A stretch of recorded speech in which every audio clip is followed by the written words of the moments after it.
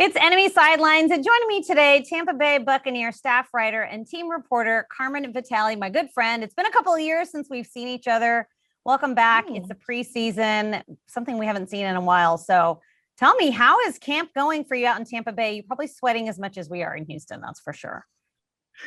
Yeah, I'm actually looking forward to the break because at least you guys play indoors. So we'll be indoors at your stadium, whereas our stadium, there is no reprieve whatsoever. But camp's been going well. And I think that we're all just really excited to have had it and to have it in kind of a normal capacity. We had fans this year that came out, and it was really great to see. And the energy levels were up as a result. So it's been really interesting. But of course, with this team, we brought back all 22 starters from the Super Bowl team. So it was kind of, there weren't, I feel like, as many position battles as maybe we've seen in years past, and you kind of knew what you were getting, and that was a very interesting, kind of unique feeling for us.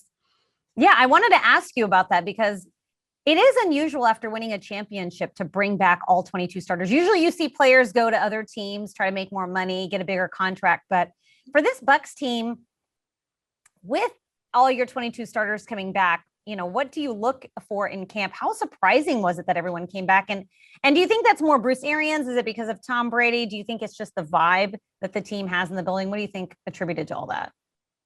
Well, I can't say enough about the culture. And I think that that's the first thing that these guys point to, and just how well this team was set up. But also last year, I feel like with the abbreviated preseason and getting a new quarterback in Tom Brady, there was a lot of changes to this offense, and it took a while for them to sort of gel all the way. And we didn't see that until maybe the last 4 games of the season after the bye week. That's when they really started to kick into gear. So believe it or not, I think these guys think that there's some unfinished business, despite the fact that they won the Super Bowl. They know that they can be so much better now that they're all together again.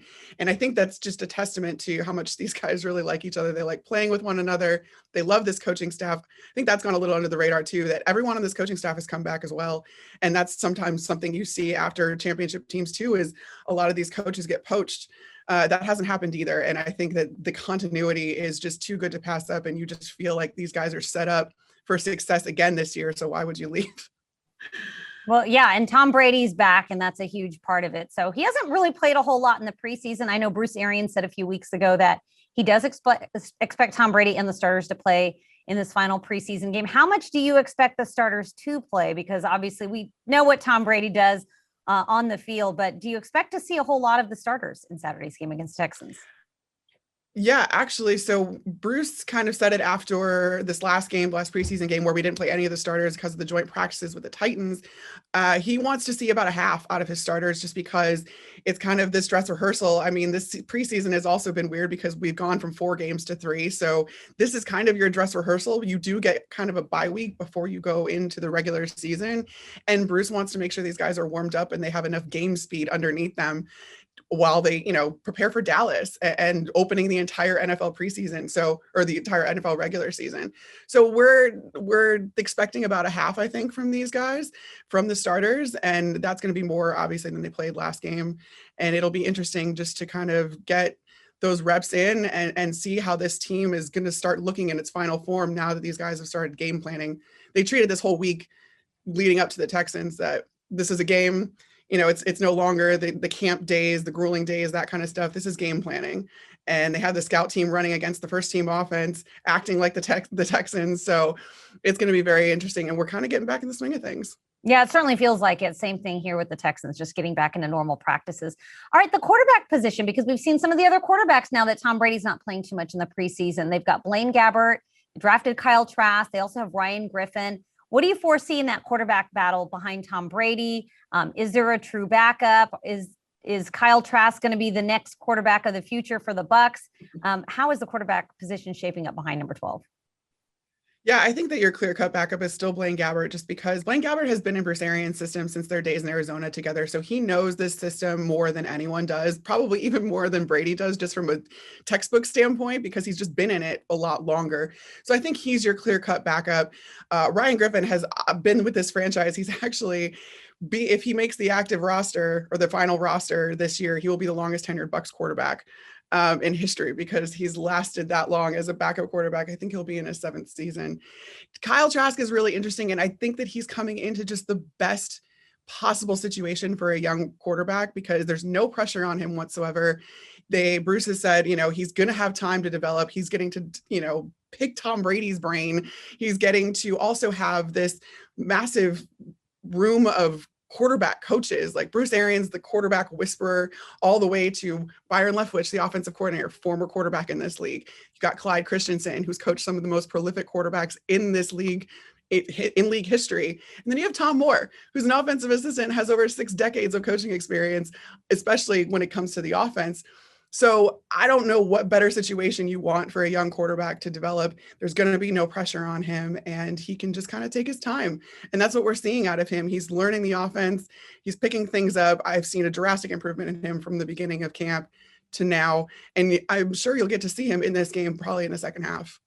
All right. You talked about not very many position battles because of all the returning starters and veterans on this team. So how was the offseason? Because usually you head into an offseason, you talk about positions of need, guys that have left in free agency. What were positions of need for the Bucs this offseason, and how did they address them?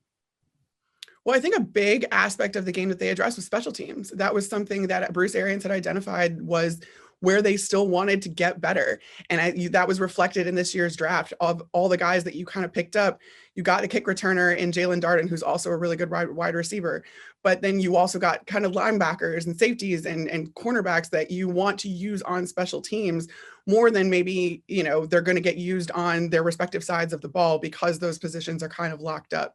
So I think you saw a lot of addressing of the special teams. We're still kind of looking at that kick returner spot. It's between Jalen Darden, Jaden Mickens, who's been on this team now for a couple of years, wide receiver, and even Keyshawn Vaughn, who was a 3rd-round pick for the team last year. And he's kind of gotten some work, especially last game in the kick return game in preseason. So there's a little bit of a battle there. I know that's not a sexy battle necessarily, but we've also seen a little bit on the offensive line. Bruce Arians said something interesting yesterday, a couple days ago, where Aaron Stinney, who came in for Alex Kappa, who got hurt in the playoffs, Aaron Stinney was a plug and play player, and he did so well for the Bucs down the stretch and into the Super Bowl that Bruce told us that the competition between those two for that right guard spot is closer than we think. It's still Alex Kappa's job to lose, but it's going to be very interesting, to see how much Alex Kappa played this last game when none of the other starters did. He's coming back from injury. They're trying to get him a little more reps and get him more comfortable. But it was just really interesting to hear because I don't think that was on anyone's radar prior to this preseason. All right. Well, let's talk about defense because we remiss if we didn't talk about the Bucs defense and that amazing Super Bowl performance. And they made news earlier this month when they made Todd Bowles the highest paid defensive coordinator, gave him a 3-year contract. How does Bowles plan to build on the success of 2020 and 2021? He's got all of his starters coming back, but do you foresee anything different with his defense this year? Yeah, absolutely. So it's something Todd Bowles does every year. He retools his defense depending on his personnel and his players that he knows he has.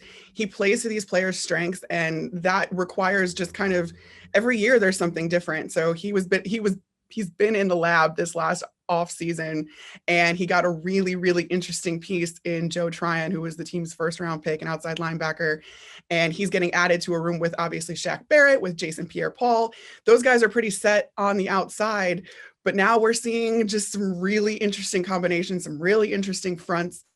I think Ryan Tannehill got a little surprised last week when he saw Shaq Barrett, JPP, and Joe Tryon all on the field at the same time. So that presents a lot of issues. It presents a lot of confusion for offenses. And I think just in general, these players being more comfortable, the secondary is so young, and now they've got 2 years in this system, and they're really going for that next step of understanding what teams are trying to do against them versus just, kind of going out there and executing the plays that are called. They're learning to actually read what these offenses are trying to do to beat them and then to counter that. So it's all a big chess game to Todd Bowles, and we love that here. And I think these guys are really understanding how to think like him now in this next season. All right, Carmen, what are some of the storylines that you're looking at heading into the regular season? I know it's a big regular season opener against the Dallas Cowboys, but what are some of the storylines coming off a big Super Bowl championship heading into year 2 for Tom Brady and crew? Yeah, it's going to be interesting to see if they can pick up truly where they left off at the end of last season. And I think that when Tom Brady was walking off the field of the NFC Championship with Devin White, he said, "We haven't even played our best ball yet." And this was going into the Super Bowl. So if that actually tracks and you come into this season right where you left off, that's going to be the biggest thing. And obviously getting a really great opponent in the Dallas Cowboys opening the entire NFL regular season. It's going to be very interesting for Dak Prescott, seeing if he does play. I know there's been some back and forth, but all signs point to that and what this defense is going to do against a quarterback like him. Those are the things that I'm looking at, to start the season off. And then just we have a target on our back now. The Bucs have a target on their back. And as someone that's been with the team for a while, that's something that's very different coming into this season. You're going to get every team's best. And you're going to have to, it's going to be an uphill battle to get to those playoffs again, but hopefully that they can do it. And they're pretty well set up thanks to the continuity from last year. A lot changes in a year, Carmen. And you know what? I would be lying if I didn't say I was jealous when I saw you wearing your Super Bowl ring on social media, because that is beautiful. It was a pretty surreal moment. It really was. Honestly, it hit me harder than I thought, having your last name on a Super Bowl ring. It's very cool. Okay, let's just stop right there. One of these days, I'll have to try it. I'll have to try on my own. Hopefully, maybe that day will come soon. All hopefully, right, I wish that for everyone. I really do. Everyone should have that moment. I agree. That's definitely a bucket moment. All right, Carmen, thank you so much for the time. We'll see you here on Saturday when the Houston Texans host the Tampa Bay Buccaneers. Always a pleasure, and we'll talk soon. Can't wait. Thank you.